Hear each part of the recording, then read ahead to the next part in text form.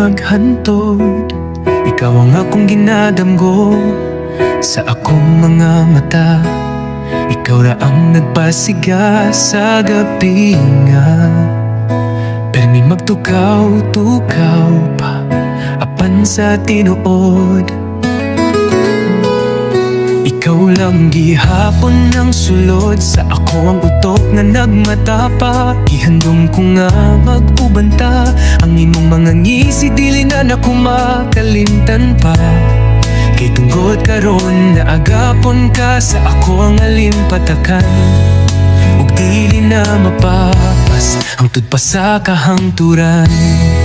Babaye nga ako gipanganduy-duy, tuwa ka na sa lain na angkon. Bisan unsaon ko gangkon, ikaw gihapon mo pili sa imong bisyon lahing dalan. Ang imong gitahak mao nga akong kasing-kasing naghilak.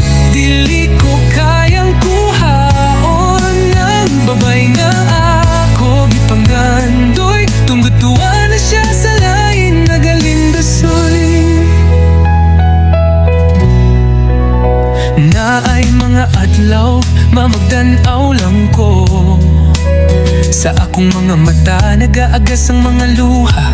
Kay siya dapat ako ang ikauban, pero tuwan na siya sa lain. Nahimutang naapakoy mga pangandoy nga kitang duha maglaroy-laroy. Kay bisan na sa musuroy, ikaw akong gipangandoy. Bisan sakit nga wala na ka nakuha kong kasing-kasing at sige og sugakot. Kay basin sa umaabot nga mga adlaw, kalit lang kang mo patimaw.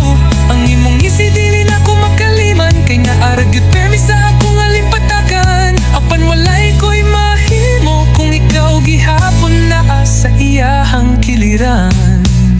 Babaye nga ako gipanganduy-bu, tuwa ka na sa laing nanangkon.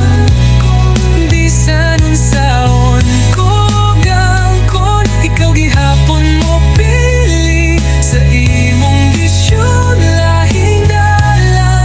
Ang imong gitahak mao nga akong kasing-kasing naghilak.